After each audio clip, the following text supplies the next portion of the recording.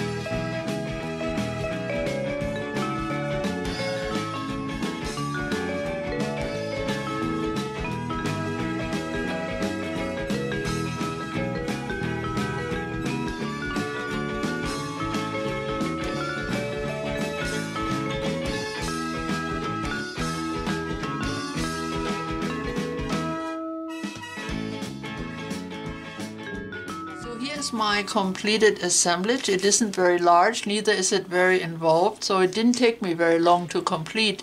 And yes, I lost a little footage toward the end of my process, but you didn't miss anything super important. After I glued down the little rusted key over here and the rusty heart, I also added that distressed doorknob I did earlier in the middle of the rusted washer. I also added the rusty stars, 3 on each side.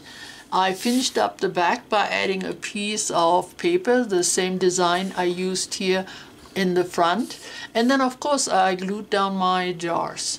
Now inside the jars I made a tiny adjustment. On this side I had a gear stick, but it kind of disturbed the way she was standing up, so I replaced it with a penny and a spring. And I glued those two elements together before I added them to the jar, and that helped the spring to stay upright. And I did exactly the same on this side.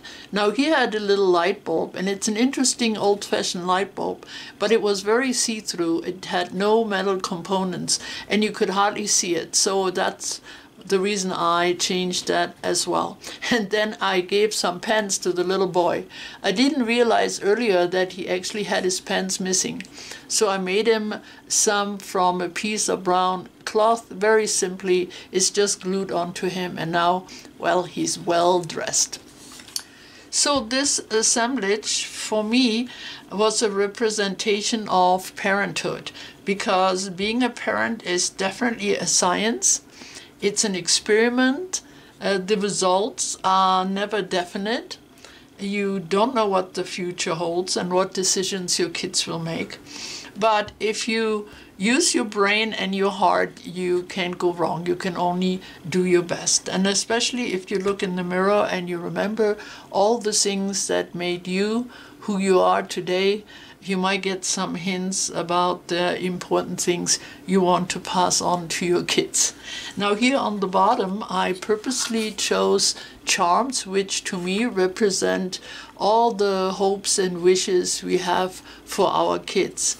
Like a clover for luck, there is a butterfly for serenity, there's a heart for love and the peace sign. There's some music for fun and book for education. There's an angel for protection, an owl for wisdom, and so on. Quite a few more things which, yeah, to me are all those things all of us parents want for our kids. So that's the way it came together. I didn't really have it planned like this, but it kind of just evolved, and that's kind of fun when that happens. Now this assemblage combines two different styles I've done before. The one where you use elements just the way they are in their original shape and color, and then where you take smaller elements usually and combine them together by coloring them and giving them a whole new look. Now, in my opinion, it's actually harder to work with pieces in their original state, because you just have to have the right stuff to make it work. Here you can kind of manipulate the pieces to look the way you want them to look. So I had another piece I did some time back, and let me show you what I'm talking about. Here is a second assemblage I just recently completed. Now for this one I worked in a frame which some of you might remember because I used it for another assemblage quite some time back. Now that one was put together by using mostly unpainted items, and even though for the moment I was satisfied when I made it, it just didn't thrill me for very long. It just kind of didn't keep my interest. So after looking at it while it was hanging on my wall for quite some time, I finally decided to take everything out and start over. So as I mentioned, I used the frame the way I had prepared it for my first assemblage I did in here. It has a nice distressed edge. It has a little green tone. I decorated it with old dictionary papers. I added the metal corners. The back is also covered. And then I just started fresh, and this time I used small pieces in here for the most part, and I used a really pretty vintage image. It's a photo of a boy and a girl, most probably a brother and a sister, and I covered it with this metal dome which has this leaf design, and someone told me that this is part of a candle decoration. Anyway, I had it for a while in my stash and I thought it fit perfectly right here in the middle.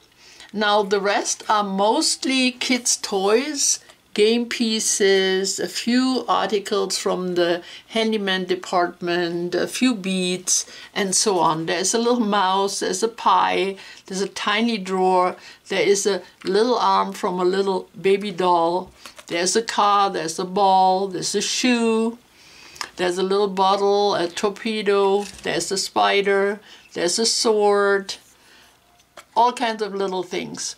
And I treated those by using light colored copper and some of my green wax, which I think is called mint. So it gave it just a little bit of a green hint.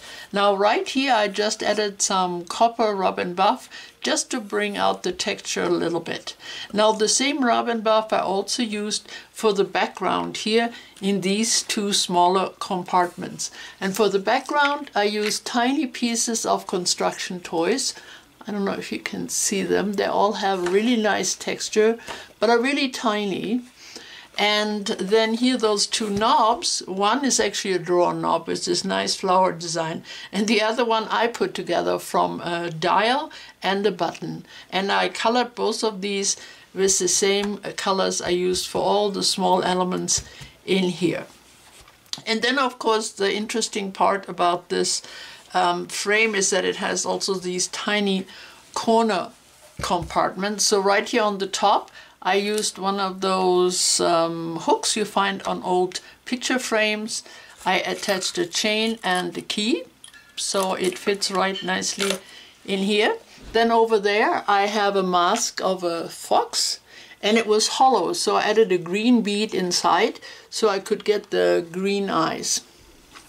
And then here on the bottom I had another one of these picture frame hooks, another chain, and a tiny little doll, so that lives in here. And here's another mask. It looks more like a reptile. Again, I added a bead to get the green eyes.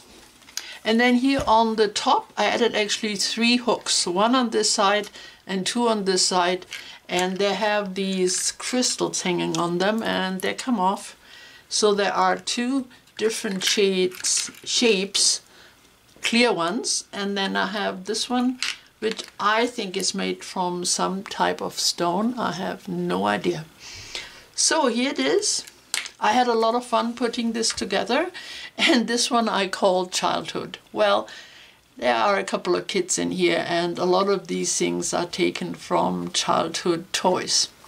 So here is my second assemblage. I had fun creating it. I love the shades I was able to create, and I'm much happier with it now. If you ever have something you made and it's on your wall or standing on your shelf and you're just not happy with it, most things can be redone. So now an assemblage like this I think is hard to redo because these things are stuck. But as I said, it was an assemblage where I used bigger unpainted items, and it was fairly easy to remove all those. Anyway, I'm always for recycling, either my own art or just findings or things I pick up here and there. So there are my 2 assemblages. This is my video for this week. I hope you enjoyed it. I hope it gave you some ideas and inspiration. I really hope you come and see me soon again. Have a wonderful weekend. Bye bye for now.